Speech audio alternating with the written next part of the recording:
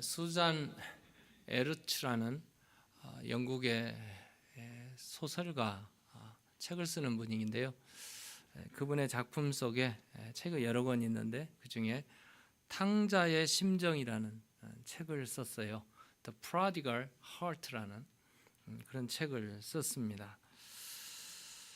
누가복음 15장에 나타난 그 내용을 좀 정리해가지고 자기 나름대로 이렇게 글을 썼는데 두 형제의 마음이 전혀 다른 것으로 이렇게 묘사를 하고 있습니다. 거기에 보면은 동생은 집을 나가서 육체적으로 집을 떠나서 방탕아가 되었습니다. 그런데 그 마음의 한구석에는 항상 아버지 집이 있었어요. 그런 반면에 맏아들은 몸은 집안에 있었어요. 일도 집안에 했었어요. 모든 일을 다 하고 아버지 곁에 있었는데 그의 마음은 항상 밖으로 나가서 배회를 하고 있었습니다.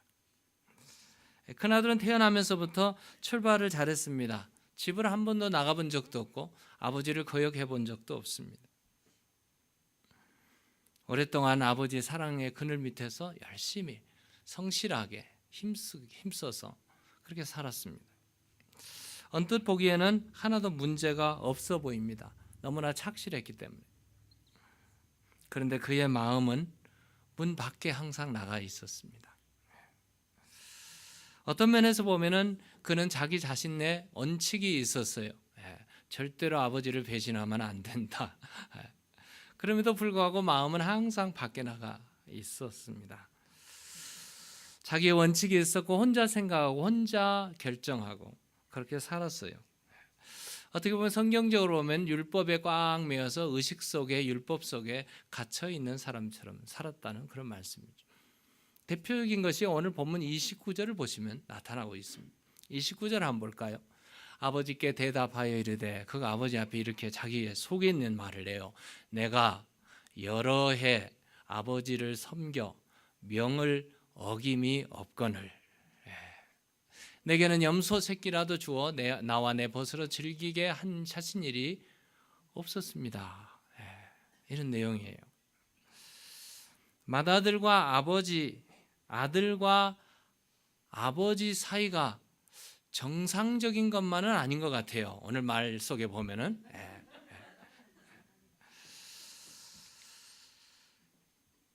오늘 말 속에 내가 여러 해 아버지를 섬겼다. 우리 영어에 보면 좀 더 뚜렷해요. I've been in the look all these years 여러 해 동안 I've been slaving for you. 좀 이상하죠? 이상해요. 아버지와 아들은 그런 사이가 아니잖아요. 근데 지금 그렇게 얘기를 하고 있어요. 그리고 어긴 일이 없거든. Yet never disobeyed your order. 조금 그렇죠. 아버지가 뭐라 하면 어기기도 하고, 그럼 뭐 뺨도 한 대 맞고, 뭐 이런 사이가 끈끈한 아버지와 아들과의 관계인데 아버지한테 한 번도 어긴 일도 없고 굉장히 종적이고 의무적이고 의식적인 그런 모습을 오늘 본문에서 볼 수가 있습니다. 율법으로 보면은 틈이 없어요. 딱 맞아요. 한 번도 거역한 적이 없고 열심히 일했고 열심히 지켰고 그런데 율법에서 얻을 수 없는 게 있어요. 하나님이 율법을 주실 때 사랑하는 백성들에게 율법을 주셨거든요. 근데 그 율법을 받은 백성들은 사랑은 다 빼버리고 율법만 지킨 거예요. 지금 큰아들이 대표적인 오늘 본문을 볼 수가 있습니다. 어쩌면 아버지와 아들과의 관계가 따뜻하고 훈훈하고 뭐 이런 끈끈한 사이가 돼야 되는데 아들의 얘기를 보면 그게 아니에요. 그게 아닙니다. 어떤 면에서 보면 매우 차갑고 냉정하고 아버지를 향해서 아버지 잘못하면 큰일 나 뭐 이런 식으로 굉장히 율법 준수 정신에 뚜렷한 큰아들의 모습이 오늘 본문에 보여지고 있습니다. 사람들이 눈에 볼 때는 괜찮은 아들이에요. 흠이 없는 아들이잖아요. 참 잘 살아오는 아들이잖아요. 그런 아들이 아버지의 마음을 전혀 이해 못하고 있는 그런 모습이 오늘 본문에 실려 있습니다.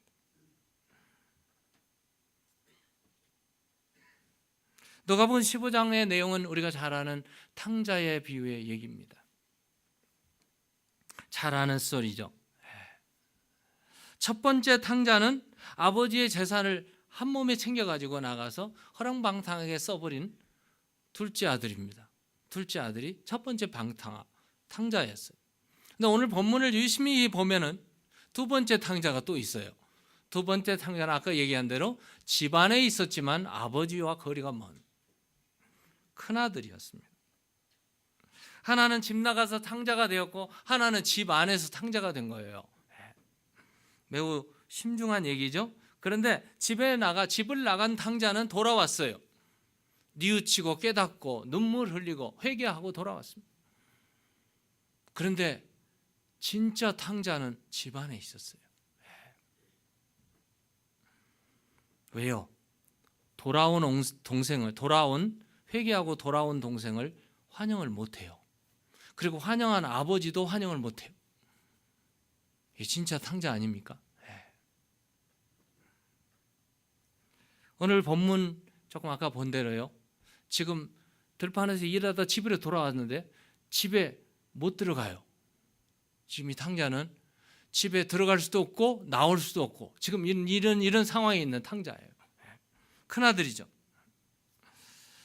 큰아들이 문 밖에서 서성거리며 문 밖에서 주저하고 있는 그 이유가 몇 가지가 있어요. 오늘 본문을 통해서 찾아보려고 합니다. 첫 번째 이유가 뭔가? 오늘 본문 28절을 보시면 기록되어 있어요. 우리 함께 다 같이 읽겠습니다. 시작. 그가 노하여 들어가고자 하지 아니하거늘 아버지가 나와서 권한대. 아버지가 나와서 빨리 들어와 한데 못 들어와요. 왜 못 들어옵니까? 그 답이 뭐예요? 그가 뭐 났어요? 뿔 났어요.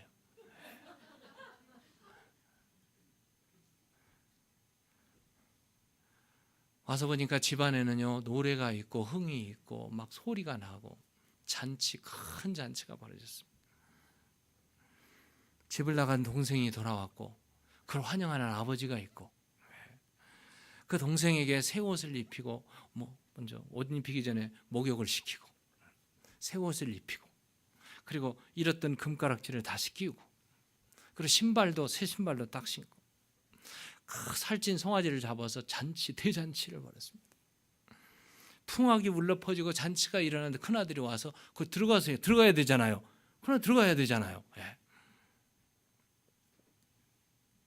아버지의 기쁨이 아들들의 기쁨이잖아요.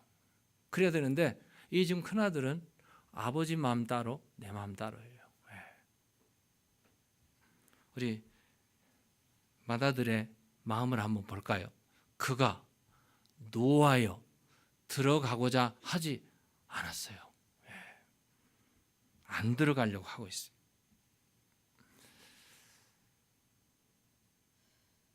탕자가 돌아와서 그 아들을 환영하는 환영식이에요. 잔치예요. 기쁨이에요. 축제예요. 근데 거기에 안 들어가겠다. 그 이유가 오늘 화가 났다. 우리 성경에 그가 노하여 들어가지 않았다고 그랬어요. 그래서 찾아봤어요. 노했다는 말이 오르기조라는 단어예요. 분개한 상태예요. 매우 화가 났습니다. 요즘 우리식으로 표현하면 뚜껑이 열렸어요. 도저히 용납할 수 없는.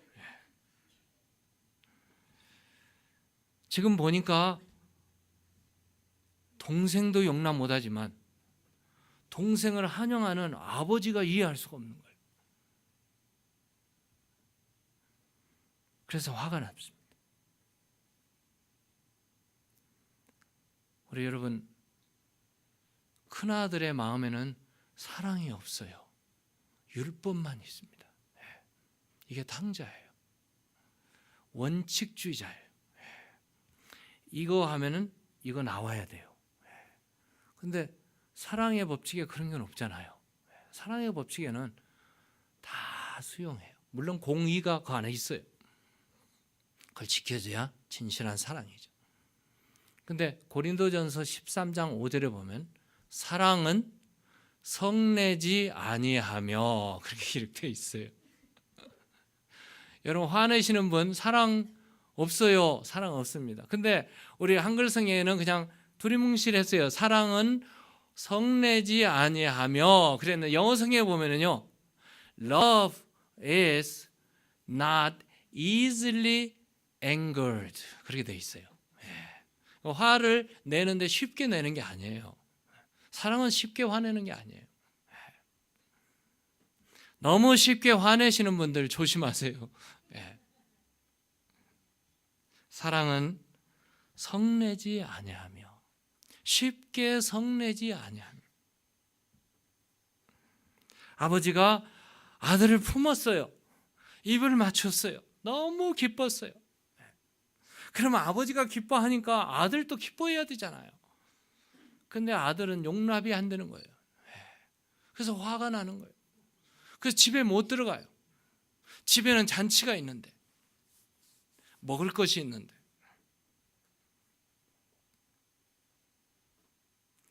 큰아들은 살면서요, 정말 중요한 것을 잃어버리고 살았어요. 큰아들의 입장에서 보면 정말 가져야 될 것을 잃어버리고 살았어요. 그게 뭔 줄 아십니까? 사랑이에요, 사랑. 여러분, 사랑 없이 부부가 함께 살고 있다? 그게 가정이 어떤 가정일까요? 한솥에서 밥 먹고 잠은 자는데 사랑이 없어요. 얼마나 척박한 가정생활입니까? 여러분, 사람을 만났는데 사랑 없이 만나보세요. 대화하고 싶지 않을 것입니다. 이 큰아들의 심정이 지금 이거예요. 열심히 일도 하고 성실하고 다 해요. 누가 봐도 좋은 아들인 것처럼 보여요. 근데 아버지의 마음 이해 못해요. 동생을 받아들이지 못하는 사랑 없이 살아가는 삶, 얼마나 피곤한 삶입니까? 여러분, 인생을 살다가 사랑을 빼버리면 그 인생이 얼마나 비극이고 얼마나 어둡습니까? 사랑, 이 지금 큰아들에게 사랑이 없어요. 그래서 집에 못 들어갑니다. 집에 못 들어가니까 탕자예요, 탕자.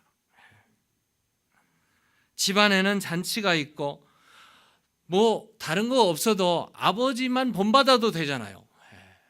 아들을 품에 안고 사랑으로 끌어안는 아버지를 본받아도 되는데 그 본받을 길이 없는 큰아들. 고생과 방랑 끝에 고생했어요. 아버지가 들려오는 소식에 막 아들이 어떻게 된다는 소식을 들었을지도 몰라요. 그래서 조바조바하면서 잠 못 자고 있는 그 상황을 보면서 큰아들이 사랑이 조금 있었다면 아마 아버지는 못 가지만 내가 가야지 하고 동생 찾아 나섰을 거예요. 조금 사랑이 있었다면 아마 요즘식으로 말하면 신문 광고도 좀 내고, 뭐 형제 제외하는 여기 인터넷에 페이스북을 찾든지, SNS를 치든지 그렇게 했으면 찾아왔을 거예요. 그럼 그 동생이 돌아왔으니 얼마나 기쁘겠습니까? 근데 사랑 없는 마음, 아주 잔인한 마음이죠. 동생을 받아들이지 못해서 집안에 들어가지 못하고 있는 큰아들이 진짜 탕자예요. 잔치를 베풀었어요. 아버지가 22절 23절에 아버지가 잔치를, 아버지는 종들에게 이르되 제일 좋은 옷을 내어다가 입히고 손에 가락지를 끼우고 발에 신을 신기라. 그리고 살찐 송아지를 끌어다가 잡으라. 우리가 먹고 즐기자. 대잔치 시간에 이 잔치가 벌어지고 기쁨의 시간에, 축제의 시간에 정말 막 기뻐해야 될 그때에 큰아들은 화가 났습니다. 그리고 잔치에 들어오지 않습니다. 아마 화를 안 내고 아버지의 마음을 본받았다면 내 사랑하는 동생이 왔구나 품에 안았을 겁니다.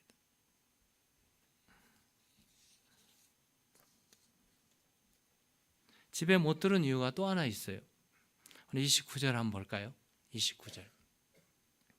큰아들이 아버지께 대답하여 이르되 내가 여러 해 아버지를 섬겨 명을 어김이 없거늘 내게는 염소 새끼라도 주어 나와 내 벗으로 즐기게 하신 일이 없었습니다. 여기서 보는 대로요, 맏아들은 지금 내가 이만큼 했으면 아버지는 이만큼 줘야 돼요. 보상의식이 있습니다. 그리고요, 여기에 뭐라고 합니까? 내가 여기 여러 해 아버지를 섬겨 어김이 없거늘, 여러 해 아버지를 섬겼다 하는데 누가 섬겼어요? 내가 나옵니다. 여러분, 우리 삶 속에요, 항상 보면은 내가 하는 사람 조심하세요. 자기 공로의식에 있어요. 공로의식. 내가 아버지를 이렇게 섬겼습니다. 이렇게 일했습니다. 이만큼 일했습니다. 아버지 거역도 안 했고 한 번도 대들 적이 없었습니다. 그런데 아버지는 거기에 대한 보상으로 염소 새끼도 안 잡아줬는데 매우 보상의 심리. 내가 이만큼 했는데 너는 그거밖에 못하냐? 그러면 감사는 사라집니다. 그리고 불평만 시작돼요. 내가 이렇게 했는데. 지금 이 가정의 문제는, 가장 큰 문제가 자식이 나가버렸어요. 그렇죠? 둘째 아들이 나가버렸어요. 굉장히 슬퍼요. 그래서 둘째 아들이 돌아왔어요. 그러니까 가정 문제가 해결됐어요. 그럼 기쁘고 즐거고 잔치해야 되는 상황이에요. 근데 큰 아들은 그걸 화내고 감사하지 못해요. 그럼 아버지 앞에, 아버지 그럴 수 있어요. 지금 이런 내용이잖아요. 나한테는 이것도 안 해줬는데. 믿음 생활에서요, 감사가 넘치면 은혜가 넘칩니다. 감사와 은혜는 같이 따라다니는 것들이에요. 여러분, 은혜 받기를 원하세요? 감사해 보세요. 정말 나를 힘들게 하는 남편이 있으면 남편에게 감사해 보세요. 그냥 어려운 문제인가요? 은혜 받으려면 그래요. 아니, 은혜 받으면 감사하게 돼 있어요. 은혜 받으면. 성령 충만을 원하십니까? 성령 충만은 감사 충만입니다. 성령이 내 안에 오시면 감사로 가득 차게 돼요. 어느 농부가요, 여름 한 해 동안 수고를 많이 했어요. 가을에 추수를 하면서 이런 생각을 했대요.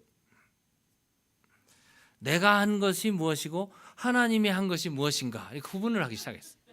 그랬더니 농사를 잘 짓고 풍년을 맞이해서 추수를 잘 지었는데 하나님이 하신 것은 햇빛 주시고 비 주시고 그랬어요. 그 외에는 자기가 다 했더래요. 그래서 너무너무 내가 이렇게 대단하구나 그랬는데, 조금 더 깊이 생각해 보니까, 한 단계 그 다음 주에 깊이 생각해 보니까 하나님이 햇빛 주시고 비만 주신 게 아니에요. 농사가 잘 되도록 바람도 주셨어요. 그분이 계세요. 자기에게 농사 잘 지을 수 있도록 건강도 주셨더라고요. 시간도 주셨어요. 그리고 때마다 하나님께서 일을 하셨고 지혜도 주셨어요. 농사를 잘 지어서 가질 수 있도록 다 했어요. 그래서 나중에 깊이 생각하고 논아보니까 하나님이 하신 것과 자기가 한 일을 보니까 자기가 한 일은 없더래요. 은혜 받은 사람 아닙니까? 자기가 커지면 받을 게 많아져요. 그런데 우리 주위에 내가 이만큼 했는데 당신은 일 하나도 안 줬다 하는 사람은 자기가 큰 사람이에요. 자기가 비대해진 사람입니다. 살 좀 빼야 돼요. 자기를 작게 자기를 줄이면 받은 게 너무나 많아요. 너무나 많습니다. 하나님이 나에게 주신 것이 너무나 많아요. 이 지금 보상 심리에 빠져 있는 큰아들의 대답은 보세요. 내가 이렇게 하고 이렇게 했는데 아버지는 염소 새끼도 안 줬습니다. 그런데 아버지의 대답을 보세요. 아버지는 진곡을 찌르고 있습니다. 31절 한번 읽어볼까요? 시작. 아버지가 이르되 너는 항상 나와 함께 있으니 내 것이 다 내 것이다. 다 받은 거예요. 다 받은 거. Everything I have is yours. 가진 모든 것은 다 네 거 아니야 지금. 그걸 알았더라면 감사했을 거예요. 근데 큰아들이 그게 없어요. 마지막으로 큰아들은 30절입니다. 용서하는 마음이 없어요. 30절. 우리 한번 읽을까요? 시작. 아버지의 살림을 창녀들과 함께 삼켜버린 이 아들이 돌아오매 이를 위하여 살찐 송아지를 잡으셨나이다. 지금 큰아들이 동생이 돌아왔는데 지금 말하는 얘기 보세요. 아버지의 살림을 창녀들과 함께 버린 당신의 아들이 지금 자기 동생이라고 말도 안 해요. 마이 브라더를 해야 되잖아요. 내 동생이라고 불러야 되는데 지금 당신의 아들, 당신의 아들이라고 말하는 그뿐만 아니라 앞에 뭐라고 해요? 당신의 살림, 당신의 재산을 창녀들과 함께 삼켜버린 무시무시한 말을 하고 있어요. 굉장히 정제적이고 크리틱하고 무서운 지금 말을 퍼붓는 거예요. 퍼붓고 있습니다. 창녀들과 함께 날려버린 당신의 아들, 이런 말은요 성경 창세기부터 계시록까지 다 찾아도 여기밖에 안 나와요. 여기밖에 안 나옵니다. 동생을 비난하고 정죄하고 아버지까지도 막 이렇게 말하는, 어쩌면 편견, 어쩌면 독선, 어쩌면 위선, 이런 걸로 가득 차 있습니다. 형제를 용서하지 못하는 그 마음, 얼마나 차갑고 돌과 같이, 아니 얼음과 같이 차가운 그 사람의 모습을 볼 수 있어요.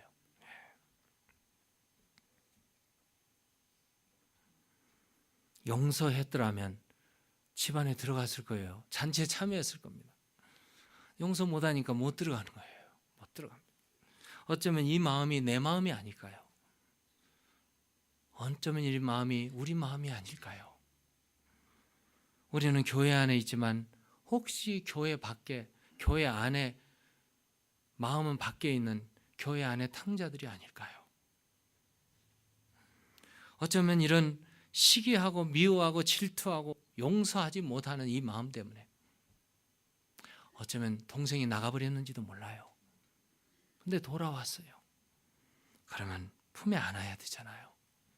하도 안 안고 하도 이상한 얘기를 하니까 아버지가 이렇게 말해요.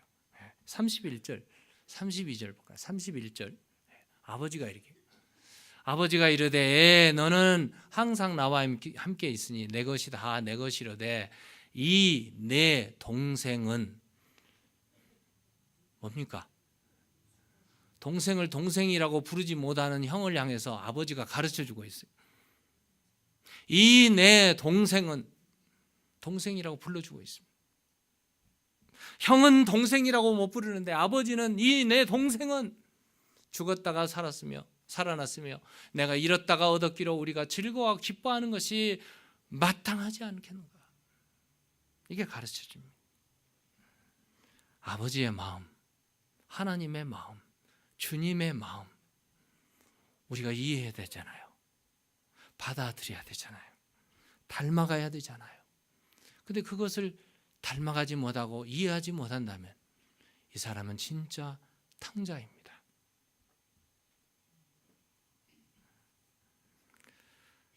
정말 탕자는 아버지의 지분을 받아가지고 다 탕진해버리고 회개하고 돌아왔어요. 그리고 아버지를 목을 끌어안고 입 맞추고 환영해 주었어요. 근데 그것을 환영하지 못하는 큰아들, 조금만 이해했더라면, 조금만 받아들였더라면, 조금만 용서했더라면 이 아름다운 즐거운 잔치에 함께 동참했을 텐데 그걸 하지 못하는 이 아버지가 돌아온 후에 아들을 위해서 24절 이렇게 말해요. 이 내 아들은 죽었다가 다시 살아났으며 내가 잃었다가 다시 얻었노라 하니 그들이 즐거워하더라. 집안에 있는 모든 식구들이 다 즐거워했어요. 큰아들은 못 들어왔어요. 사랑하는 성도 여러분, 내가 바로 아버지의 마음을 이해해야 되잖아요. 주님의 마음을 이해해야 되잖아요. 본받아야 되잖아요.